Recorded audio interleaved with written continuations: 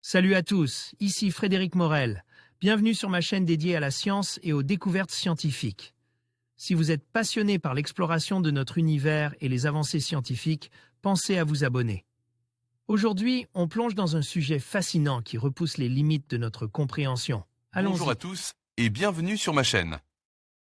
Aujourd'hui, je vais vous parler d'un sujet crucial et complexe, la montée du nazisme en Allemagne. Nous allons explorer les événements clés qui ont conduit à l'ascension d'Adolf Hitler et de son parti, ainsi que les conditions sociales, économiques et politiques qui ont permis cette idéologie extrême de s'implanter. Je vous invite à me suivre dans cette analyse pour mieux comprendre comment une démocratie peut basculer dans la dictature. Préparez-vous à plonger dans l'histoire et à découvrir les leçons que nous pouvons en tirer. La montée du nazisme en Allemagne, 1920 à 1933, tire son origine dans la défaite subie par le pays lors de la Première Guerre mondiale. 1914 à 1918, un antisémitisme exacerbe et l'émergence progressive d'un homme politique, Adolf Hitler. La défaite de l'Allemagne lors de la Première Guerre mondiale, 1914 à 1918, a profondément marqué le pays. Celui-ci est ruine, et les Allemands ont du mal à accepter la situation.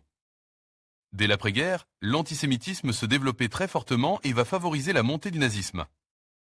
Tout commence en 1920, quand Adolf Hitler devient le leader du Parti ouvrier allemand et le transforme en Parti national-socialiste. Ouvrier allemand, NSADP, que l'on appelle plus communément Parti nazi. Il exacerbe les sentiments nationalistes et dote son parti d'un symbole qui marquera l'histoire, le swastika ou croix gammée. Dès 1920, Adolf Hitler profite de la crise économique pour créer le Parti nazi. Comment Wikimedia, CCBYSA 3.0 La crise économique favorise la montée du nazisme. Si le parti nazi ne remporte que 2,6% des suffrages lors des élections législatives de 1928, il va bénéficier de la crise économique qui frappe le monde après le krach de Wall Street d'octobre 1929. Les élections législatives de 1930 voient le parti nazi attirer plus de 18% des électeurs, séduits par les thèses nationalistes et antisémites d'Adolf Hitler. En 1932, le score du parti nazi monte à plus de 37%. Les tensions sont alors vives entre les nationalistes et les communistes.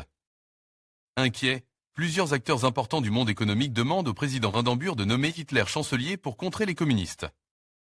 C'est chose faite le 4 janvier 1933. Hitler ne tardera pas à prendre les pleins pouvoirs et à imposer de force le nazisme.